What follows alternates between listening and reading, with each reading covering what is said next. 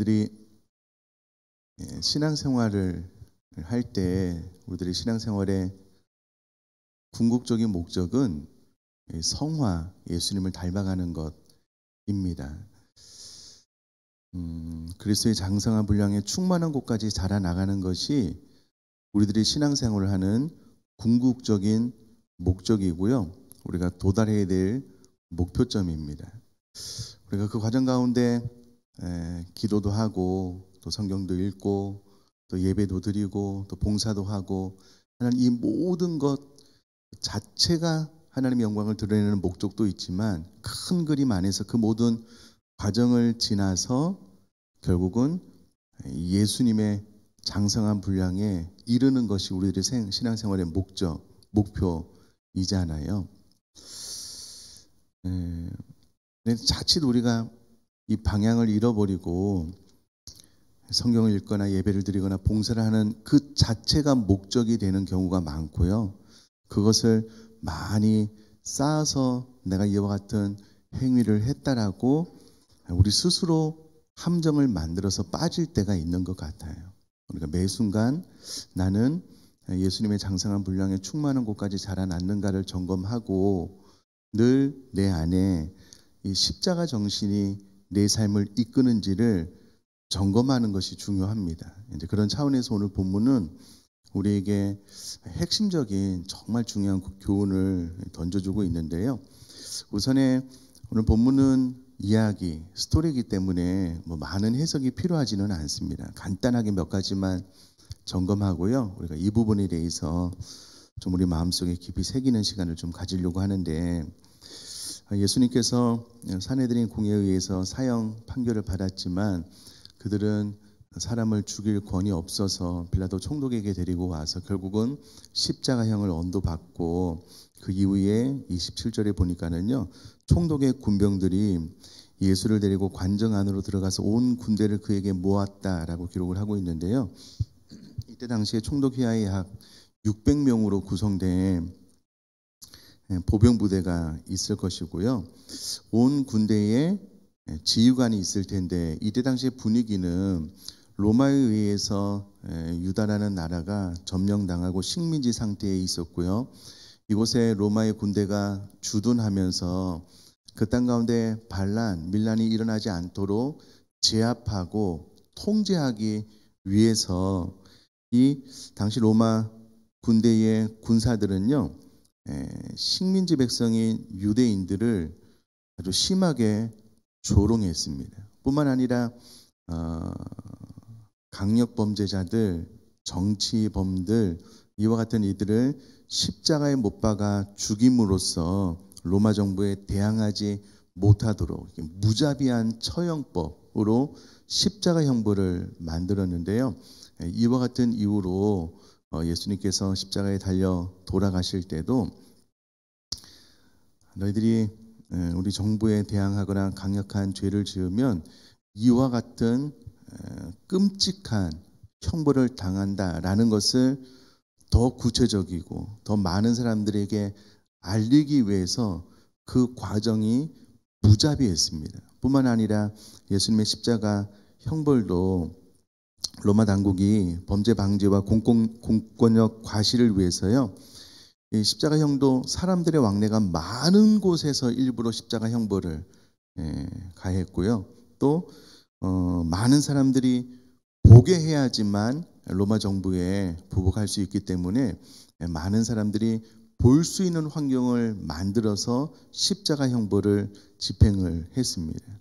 그러니까 당시에 로마 군병들이 식민지 백성들을 조롱하고 무시하는 경향 플러스 이 십자가 형벌을 아주 그냥 무자비하게 진행함으로써 감히 로마 정부에 대항하지 못하게 하려고 하는 의도 때문에 예수님께서 십자가를 지시는 그 모든 과정도 전혀 자비가 포함되지 않은, 오히려 더 무엇인가를 더해서 무자비한 모습을 보여줘야 되니까는요, 그 많은 폭력과 조롱, 어려움들이 예수님에게 가해졌습니다.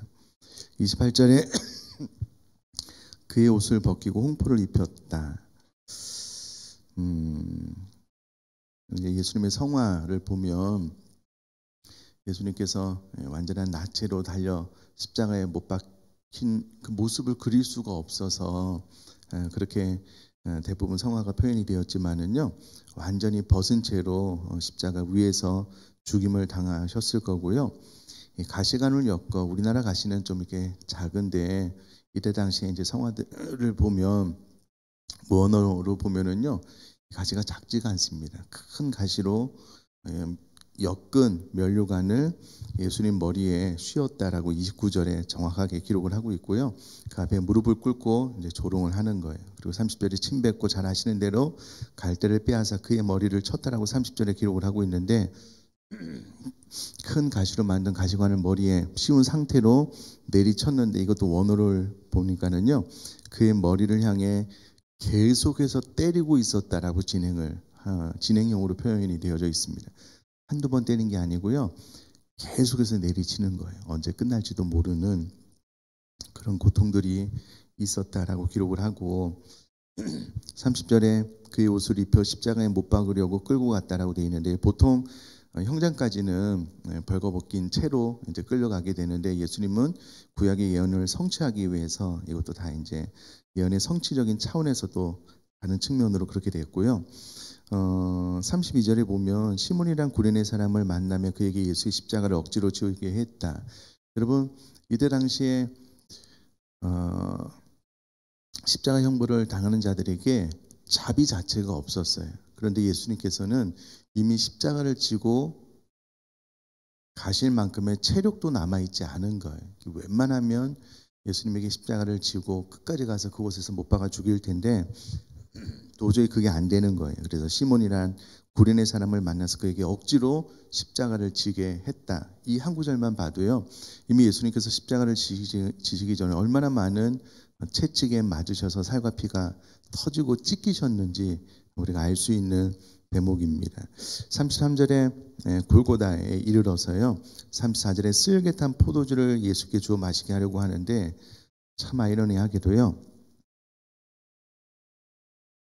무자비한 모습을 보여주는 십자가 형벌이 진행되는 과정 가운데에서도 쓸개 탄 포도주를 그 죄인에게 마시게 하는 일이 있었습니다. 쓸개 탄 포도주는요, 마취 효과가 좀 있어서 그나마 그 고통을 조금이라도 좀 덜어주는 효과가 있는데, 아이러니하죠. 참 무자비하게 감히 로마 정부에 대항하지 못하도록 처절한 십자가 형벌을 하는데, 그럼에도 불구하고 이 고통이 너무 심하기 때문에, 너무 괴롭기 때문에 쓸개 탄 포도주를 주는 거예요.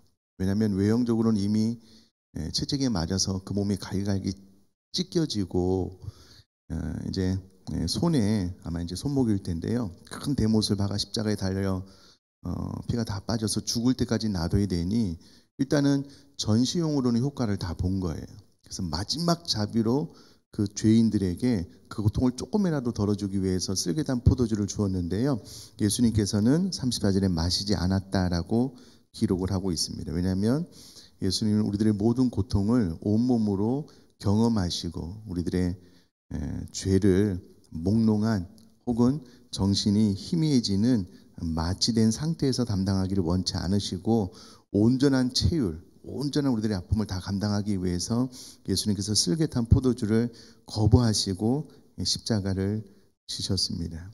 그 이후의 사건에 대해서는 우리가 다 잘 아는데요, 39절만 좀 살펴보면 지나가는 자들은 자기 머리를 흔들며 예수를 모욕했다라고 기록을 하고 있는데, 유대인들에게 있어서 가장 심한 조롱의 표현 가운데 하나가 당사자들을 바라보면서 머리를 흔드는 행위였다라고 이야기를 합니다. 그러니까 예수님께서는 유대인들 그들을 향하여 자신의 생명을 내어주는 과정에 있는데, 정작 유대인들은 예수님을 향하여 가장 심한 조롱, 모욕의 표현을 하고 있음을 알 수가 있습니다. 그 이후로도 네가 정말 하나님의 아들이여거든 십자가에서 내려와 봐라 라고 조롱하고 있는데, 예수님 그렇게 하실 수 있음에도 불구하고 끝까지 우리를 구원하기 위해서 십자가를 지신 사건에 대해서 우리 모두가 잘 알고 있습니다. 자, 그러면 제일 중요한 이제 적용 내면안인데요, 우리가 우리가 신앙생활을 하다 보면 또 교회 안에서 봉사를 하다 보면 원하든 원하지 않든 이런저런 모습으로 사람으로 인한 아픔, 상처를 받는 경우가 있는 것 같아요.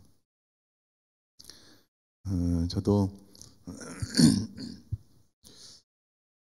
잠깐 동안이었지만은요, 제가 우리 교우들을, 우리 교회 식구들을, 우리 사랑하는 성도님들을 향하여 한 제 나름대로의 최선이 당사자에게 최선이 되지 않을 때를 경험할 때면 참 가슴이 아파요. 그리고 저 스스로 나의 최선이 상대방에게 최선이 아닐 수도 있겠구나라는 것을 인정하기까지 마음이 힘들었을 때가 잠깐 있었습니다. 제가 할 수 있는 최선의 최고의 표현을 했는데 상대방은 그렇지 않은 거예요. 그러면서 나의 최선이 상대방에게 최선이 안 될 수도 있구나라는 것을 인정하고 받아들이는 과정이 쉽지 않은 거예요. 그런 것들을 다 이제 삼키고 또 그 과정 가운데 예수님을 생각하는 거예요.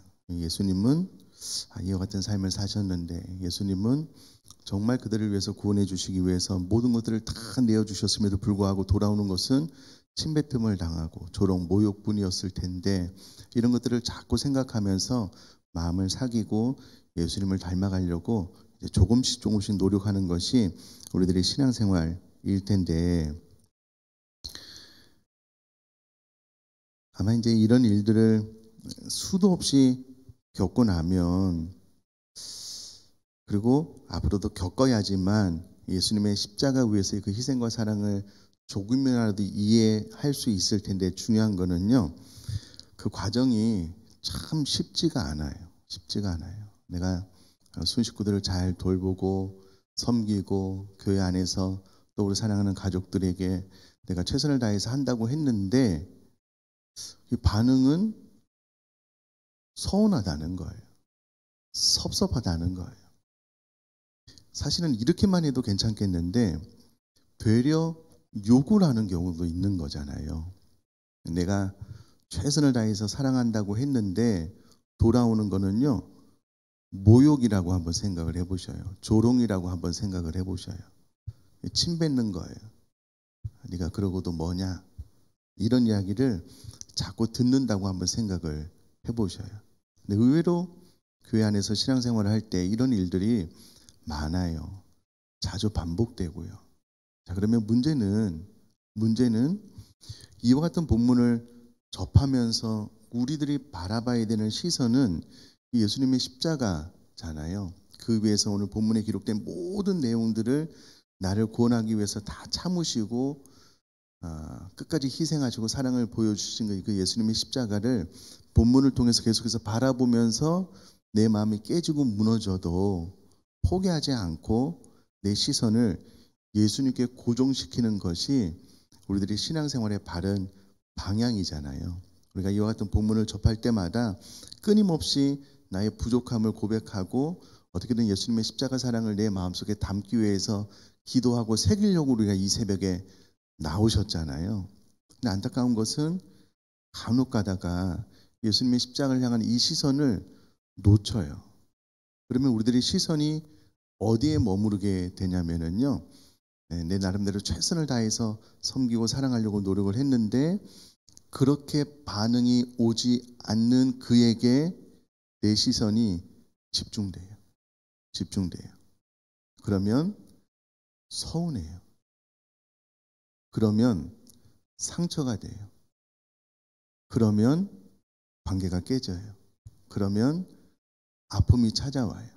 그러면 예수님의 십자가 사랑과 십자가 능력이 나에게 부어지는 영향력이 줄어들어요. 스스로 그 생각에 갇혀서 스스로의 생각에 의해서 내 마음을 부셔요. 스스로 내 마음을 깨뜨려요. 한동안 깊은 수렁에 빠져 있어서요, 헤어나올 수가 없는 거예요. 물론 저를 포함해서 우리 모두는 다 연약한 사람들이기 때문에 그 과정을 겪어요. 저도 겪습니다. 그러나 중요한 것은 제 서두에 말씀드렸던 것처럼 우리들의 신앙생활의 궁극적인 목적과 방향은 그리스도의 장성한 분량한 곳까지 자라나는 것이기 때문에 잠깐 내 마음이 주춤했다라고 하더라도 내 시선이 그쪽으로 향하면은요, 이게 이제 어느 순간 극복이 돼요. 더 예수님의 십자가의 사랑과 이 희생이 마음속에 부어지면 예수님의 이 삶, 십자가 정신을 생각하면 나는 한참 멀었구나, 더 기도해야 되겠구나, 이렇게 이제 회복이 되어지는데요. 신앙생활을 오래 했음에도 불구하고 내 시선이 이쪽으로 가지 않는 거예요. 이 방향이 다른 곳에 머물러 있으면은요, 그 아픔, 그 좌절, 그 상심, 그 서운한 마음에서 벗어나기가 힘들어요. 그래서 저는 이 새벽에 다른 어떤 것보다도요, 오늘 본문의 스토리는 우리 모두가 모르지 않으시잖아요.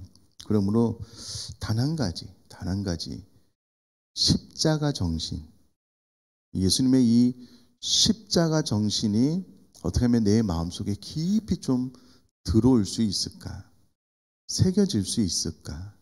그래서 예수님처럼 그를 위하여 최선을 다하여 사랑하고 희생하고 십자가에서 자기 자신을 깨뜨려 나누어 주었음에도 불구하고 이스라엘 백성들은 이해를 못하는 거예요.